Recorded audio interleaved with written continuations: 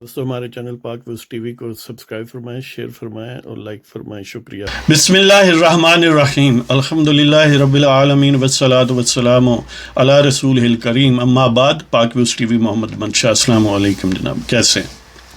آج ہم دیکھتے ہیں کہ یہ جو پی ٹی آئی کی رینکس میں ایک فارمل گروپنگ یا ایک فارمل صف بندی ہو گئی ہے، گویا اس جنگ اقتدار کا ایک طرح سے یہ لاسٹ بٹ ون یعنی آخری سے پہلا راؤنڈ جو ہے اس کی تیاریاں ہیں۔ جہانگیر ترین ایک سیزنڈ اور ایک یعنی بڑے ٹیکٹیشین اور اسٹریٹجسٹ ٹائپ سیاستدان ہیں، اور ان کے پاس ایک گدڑ سنگھی بھی ہے اور وہ پیسہ ہے، اور پھر ولنگنیس ہے کہ وہ بورڈلی انویسٹ کرتے ہیں اور بورڈلی ہی اس کا ریٹرن لیتے ہیں۔ اور خان صاحب میں یہ سمجھ لیں کہ ٹریٹ ہے کہ وہ لوگوں کو اس وقت تک یوز کرتے ہیں جب تک وہ ان کے لیے یوزفل ہوتے ہیں یا ولنگ ہوتے ہیں ان کے لیے استعمال ہونا، یا ان سے کوئی بیٹر آپشن نہیں ملتا۔ تو خان صاحب نے پہلے آپ پرسنل زندگی میں بھی دیکھ سکتے ہیں، سیاسی زندگی میں بھی دیکھ سکتے ہیں۔ پرسنل زندگی میں تو آپ جانتے ہیں اس کا کیا دورانہ ہے کہ کئی لوگ جو ہیں وہ راستے میں آئے، آدھے راستے چلے پھر گم ہو گئے، کچھ ہیں جو تھوڑا آگے گئے پھر ان کو ڈچ کر دیا گیا۔ اسی طرح سیاست میں جب انہیں کوئی نہیں پوچھتا تھا تو ظاہر ہے چھوٹے موٹے لوگ بھی ان کے لیے عام ہوتے تھے، اور پھر ایک دن آیا کہ ان کا یعنی ساتھ بڑھنے لگا مختلف وجوہ کی بنیاد پر، کچھ ان کے پروپیگنڈے کی وجہ سے، کچھ لوگ جو نیو انٹرانٹ تھے سیاست میں وہ سمجھتے تھے۔ اچھا، ایک بات عجیب ہے کہ سیاست میں مردم شناسی انتہائی عام ٹریٹ ہونی چاہیے سیاست میں، لیکن بہت سارے لوگوں میں یہ نہیں ہے۔ مثلا جسٹس وجیہ الدین ویسے جسٹس ہیں، لائر ہیں، بڑا سب کچھ ہیں، لیکن خان صاحب کی پرسنالٹی کو نہیں بھانپ سکے، اور اسی طرح وہ پھر خاصے خوار ہوئے اور اب ظاہر ہے ناپید ہیں سیاست میں۔ اس طرح جاوید ہاشمی جیسا بڑا ایک سیزنڈ سیاستدان اور بڑا جرأت مند اور وہ سرد و گرم چشیدہ آدمی، وہ بھی نہ بھانپ سکا کہ یہ کیا چیز ہے، یا شاید اس وقت کسی غضب میں یا کسی کینے میں یا کسی غصے کی حالت میں شاید وہ فیکلٹیز پورا کام نہیں کرتی۔ مطلب کہنے کا یہ ہے کہ ان سب لوگوں کو وقت کے ساتھ ساتھ استعمال کیا گیا، جب ان کا کوئی استعمال نہ رہا تو بڑا انہیں حقارت سے ٹھکرا دیا گیا اور گویا دھکا دے کر باہر پھینک دیا گیا۔ اسی طرح عام اخلاقیات کے حوالے سے دیکھ لیں کہ نعیم الحق جنازہ تک نہیں پڑھا گیا، یعنی انہیں اس چیز سے غرض ہی نہیں ہے بس وہ صرف یوز کرتے ہیں اور پھر پھینک دیتے ہیں۔ اس طرح جہانگیر ترین کایا سیاستدان ہے، اس نے انویسٹ کیا اور پھر اس پر ریٹرن لیا اور اس کو انجوائے بھی کیا، لیکن یہ جو ان کے درمیان گویا وہ کہتے ہیں نا کہ تعمیر میں ہی صورت خرابی کی تھی کہ جب میاں صاحب کے خلاف ایک بیلنس کے طور پر جہانگیر ترین کو بکرا بنایا گیا تو ظاہر ہے ایک سمجھ لیں کہ گرا تعلقات میں تب پڑ گئی، لیکن اس کی کمپنسیشن بہرحال کسی حوالے سے ہوتی رہی۔ وجہ یہ تھی کہ اس وقت خان صاحب کو ان کی شدید ضرورت تھی، اور وہ اتنا کہ انویسٹ کر چکے تھے، اتنی پلاننگ کر چکے تھے کہ ان کے لیے بھی سڈنلی ٹریس بیک کرنا ممکن نہیں تھا، لہذا وہ آخری حد تک جانا چاہتے تھے، شاید کوئی وے آؤٹ نکل آئے۔ تو بہرحال انہوں نے اپنی کمپنسیشن لی، اپنے وہ جو پنجابی میں کہتے ہیں جھوٹے جڑے سیاستدان اور خان صاحب نے جھوٹے دن رہے اس دے پورا پرافٹ لیا۔ اب کچھ معاملات اس طرح with in P T I ہوئے کہ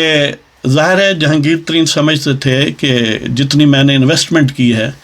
پولیٹیکل اور فنانشل، اس والے سے گویا میں آؤن کرتا ہوں خان صاحب کو، لیکن ظاہر ہے جب کوئی کسی مادھو کو بھی لیبل لگا دیا جائے وزیر اعظم کا یا چیف منسٹر کا تو اس میں کچھ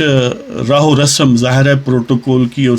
اسٹیٹ کی ضروریات وغیرہ، اور پھر وہ کہتے ہیں خدا جب حسن دیتا ہے تو نزاکت آ ہی جاتی ہے۔ تو فطرتاً اقتدار جو ہے اس کا ایک چنک بھی جو ہے وہ بندے کو انٹاکسیکیٹ کرتا ہے، اور خان صاحب تو بغیر اقتدار کے بھی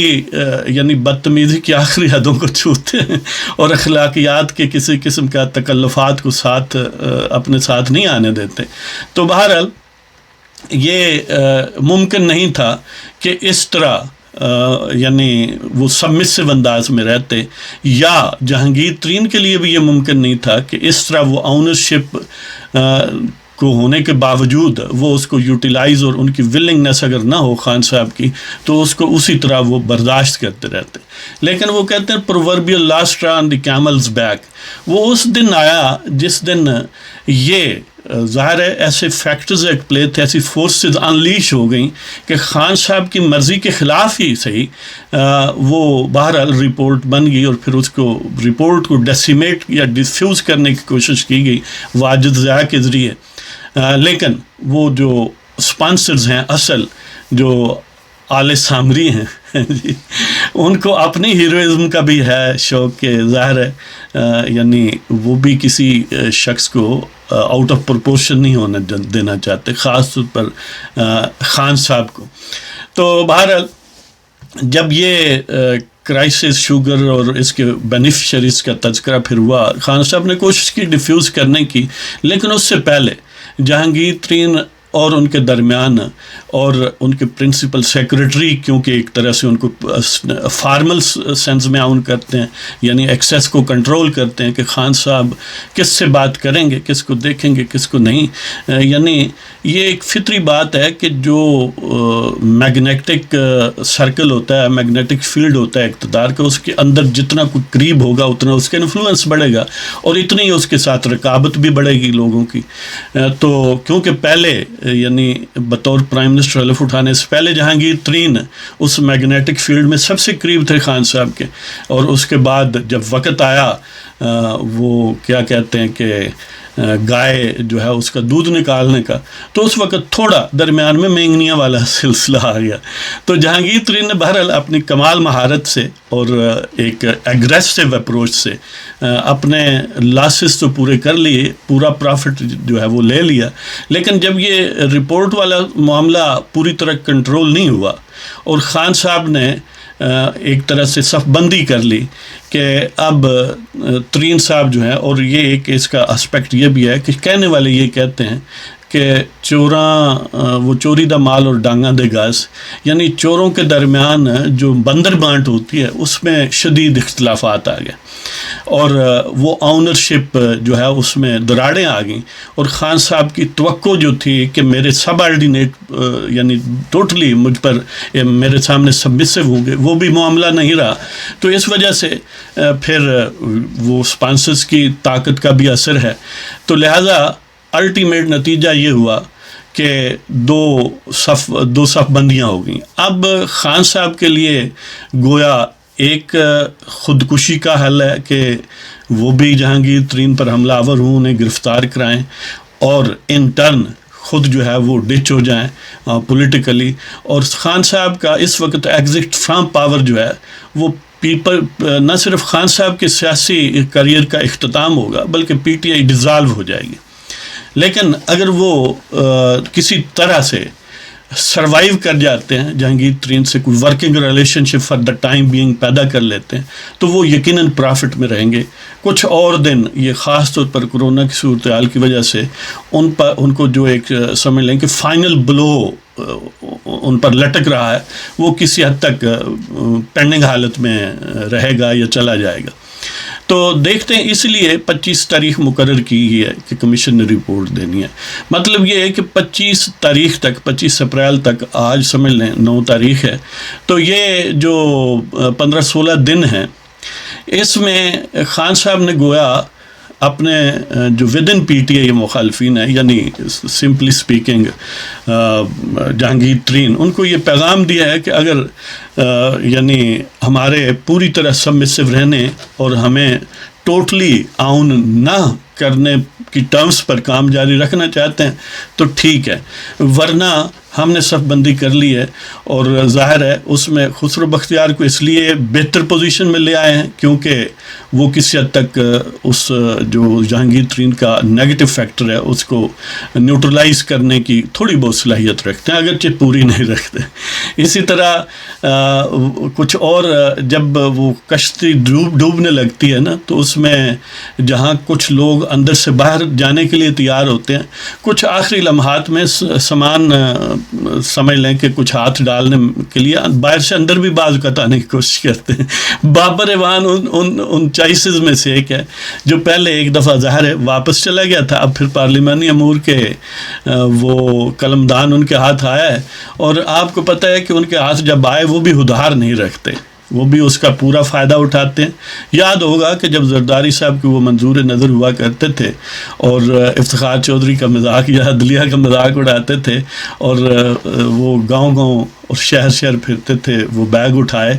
تاکہ وہ کلا کی رینکس میں دراڑیں ڈال سکیں، لیکن وہ بہرحال کامیاب نہیں ہوئے تھے، اس لیے کہ ان کے پاس بیگ یا جگت بازی یا کسی حد تک لیگل سروسز پرووائڈ کرنے کے علاوہ کوئی اور چیز نہیں ہے۔ لیکن حیرت پھر بھی ہے کہ وہ بہرحال پاور کوریڈورز میں اپنا سلاٹ بنا لیتے، تو یہ ان کا مزاج ہے کہ ان کے آنے سے کوئی فائدہ ہوتا نہیں ہے، لیکن پھر بھی لوگ اسے لے آتے ہیں۔ بہرحال وہ عموماً آخری رسومات سے کچھ دیر پہلے کھسکتے ہیں، ابھی تو پھر ایک فل فورس کے ساتھ آئے ہیں، دیکھیے کب آخری رسومات سے پہلے کھسکتے ہیں۔ تو بہرحال اب 25 اپریل کا دن جو ہے اگر ایکسٹینڈ نہ ہو جائے تو وہ بڑا عام ہے کہ اگر خان صاحب نے جہانگیر ترین پر وار کر دیا، کہ جس کے بظاہر لگتا ہے کہ ایسا ہو سکتا ہے، تو جہانگیر ترین نے اپنے گھوڑے تیار رکھے ہوئے ہیں۔ ان کے پاس شنید یہ ہے کہ 20 سے 35 یعنی 20 سے 30-35 تک MNAs اور 25 سے کوئی 40-45 تک MPAs جو ہیں، لیکن یہ بھی ایسٹیمیٹڈ بات ہے، اس لیے کہ جہاز پر جو بھی سوار ہوا اس کا مطلب یہ نہیں ہے کہ وہ ان کا ہے، اس لیے کہ اس وقت جہاز ڈائریکٹڈ تھا اس پوسٹ کی طرف جہاں پر اقتدار کا جھنڈا پہلے لہرا چکا تھا، تو اس لیے یہ وہاں پر آنا اور لے آنا نسبتاً آسان تھا کہ لوگ وہ ٹربو چارج تھے کسی حد تک محکمہ زراعت کی مہربانی سے، تو اس لیے وہ سارے انڈے ان کے نہیں، یقیناً اپنے اپنے گروپ ہیں، اپنے اپنے انٹرسٹ ہیں، دیکھتے ہیں، اس لیے کہ الٹیمیٹ جو ہینڈل ہے وہ آل سامری کے پاس ہے۔ اگر انہوں نے 2 ٹوک انداز سے ڈائیورس کا اعلان کر دیا، اعلان سے مراد یہ ہے کہ فیلز چھوڑ دیے، تو پھر ظاہر ہے نہ خان کے پاس کچھ رہے گا، نہ جہانگیر ترین کے پاس رہے گا، پھر کہیں اور چلا جائے گا۔ تو بہرحال جہانگیر ترین پھر بھی سروائیو اس سینس میں کریں گے کہ ان کے پاس سارے فیکٹرز ہیں، وہ اسٹیبلشمنٹ کے بھی کوئی یعنی دور نہیں ہے ان سے بھی، وہ نون لیگ سے بھی راو رسم رکھتے ہیں، وہ پیپلز پارٹی کے ساتھ بھی راو رسم بنا سکتے ہیں اپنے سالے کے راستے سے، وہ کیو لیگ کے ساتھ بھی ان کی انڈرسٹینڈنگ ہو سکتی ہے، یعنی وہ ایسے آدمی نہیں ہیں کہ جنہوں نے سارے کوئی انڈے ایک ہی ٹوکری میں رکھے ہوں، اور پھر ان کے پاس یعنی سیاسی تیل، پولیٹیکل تیل، یعنی فنانشل کلاؤٹ بہت ہے اور لنکس ہیں لوگوں کے ساتھ۔ تو دیکھتے ہیں جی کہ خان صاحب خودکشی کر کے اپنا اختتام جلدی کرتے ہیں یا اس کو سجیشیسلی تھوڑا ایکسٹینڈ کرتے ہیں، مختلف گروہوں کو ایک دوسرے کے ساتھ نیوٹرلائز کرنے میں کامیاب رہتے ہیں۔ تو 25 تاریخ کا انتظار فرمائیں، اور اگر آپ کو پروگرام پسند ہو تو کائنڈلی سبسکرائب کریں، شیئر کریں، اور اب ہمیں اجازت دیں۔ خدا حافظ۔